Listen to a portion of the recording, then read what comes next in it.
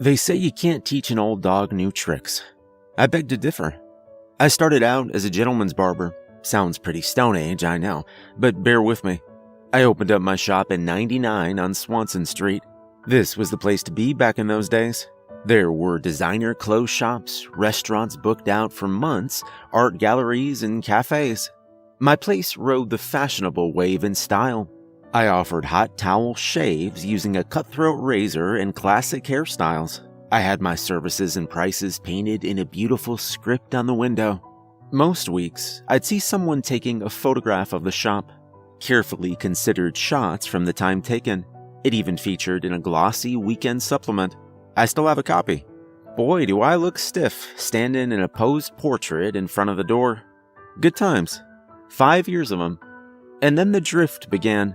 New areas of the city were being gentrified and offering cheaper retail rents for bigger premises. The chefs lauded by the food writers were tempted away by bigger salaries. One once fashionable domino after another fell, and the empty units began to dominate the street. I stayed put. I liked my shop. I liked my regulars, though there were less and less of them as time went on. In 2011, my window was broken for the first time. The lettering and numbers that had been skillfully applied had faded in the rain, but they were still little works of art in my eyes. I felt sick to my stomach as I surveyed the damage. I don't think it was attempted robbery. It was just a mindless act. I spent money I'd set aside for basic bills on new glass and new hand-painted signage. 6 months later, it happened again. I had plain glass fitted and shutters, which I pulled down at the end of a shift. My heart was still in it, though. I loved being a barber. I loved chatting to my customers, and I always took my time and did the best possible job I could. Call it good old-fashioned pride. I was open 7 days a week, from 7 a.m. to 6 p.m., and lived in a small apartment over the shop.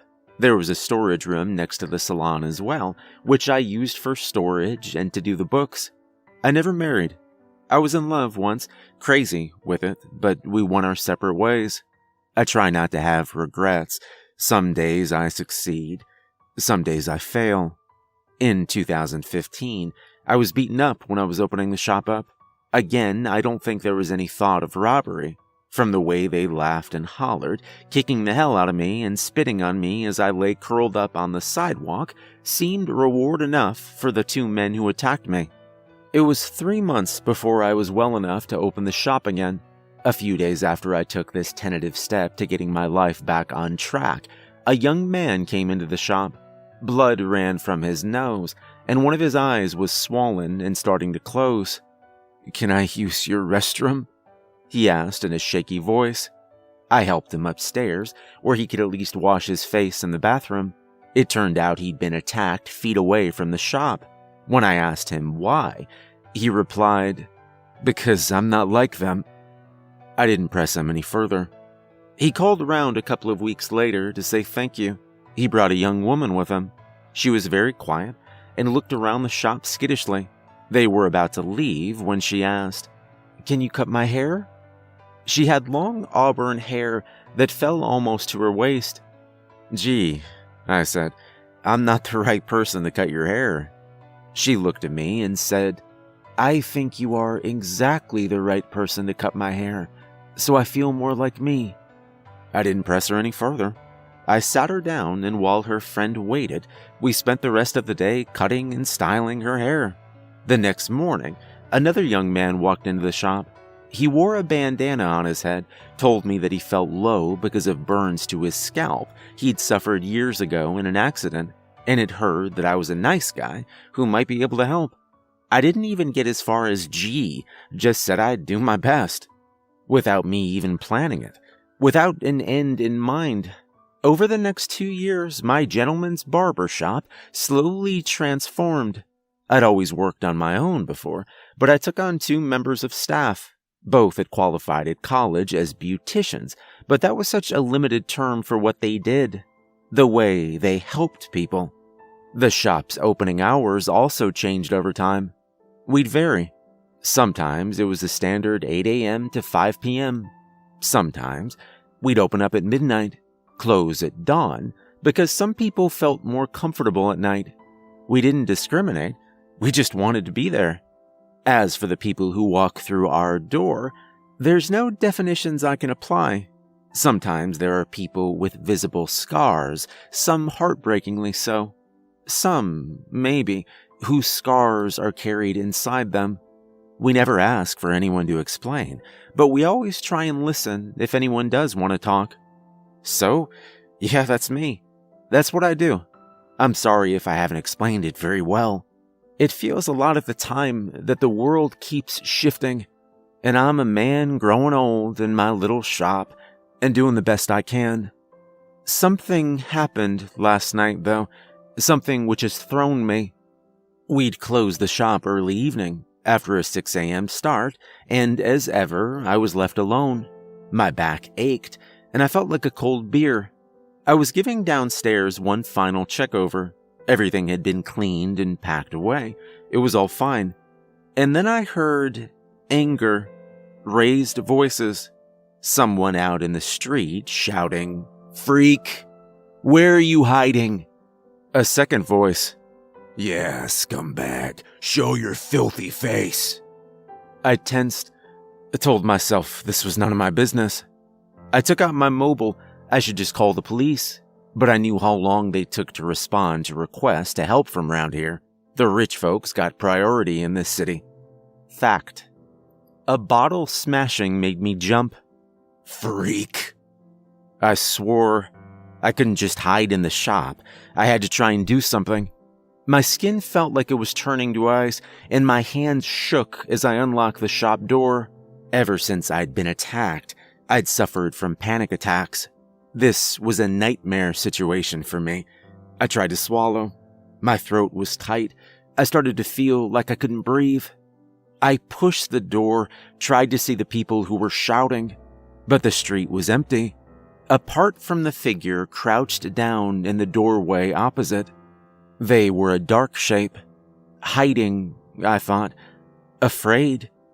I tried to get their attention, waved, said in a quiet voice, "Over here." They weren't the only one who was scared. At last, they looked up. It was a man. His face was pale.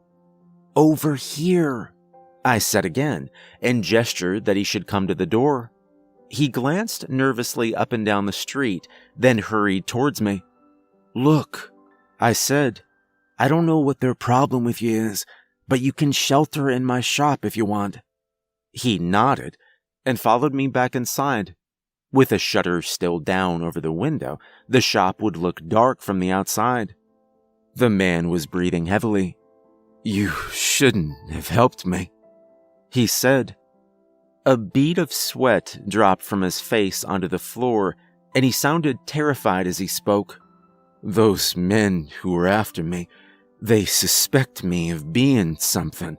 They won't stop looking." "You're safe in here," I said. The man shook his head. "You're not." "What do you mean?" I asked. He looked me in the eye, and I saw darkness in his gaze.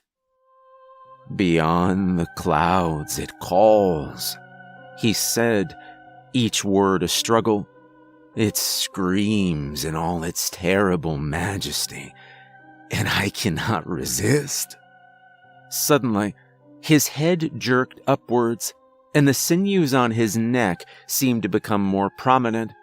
He reached out, his fingers twisted like claws, as his skin was lost beneath dark, thick fur. His face blossomed into a snout, beneath which fangs glistened. I froze. My fear of earlier meant nothing. The terror that consumed me at that moment was beyond reason.